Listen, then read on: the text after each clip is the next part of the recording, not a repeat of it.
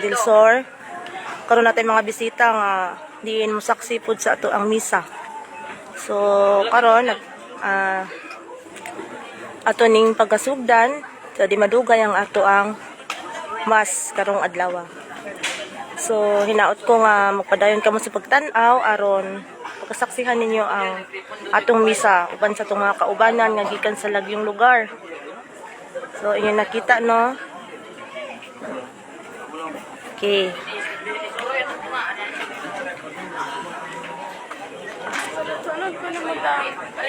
Mag-video ka? Oo, picture lang. Okay. So, nag-ubay-ubay gila itong mga bisita karon mga kaigsunan. Okay. Nga diin, bisan sa kalayo, ang anigid sila aron sa pagtambong, pagsaksi sa tumisa, makadungog po sila sa mga maayong pulong gikan sa atong Bishop Lizardo Gaboliabo. Okay. So,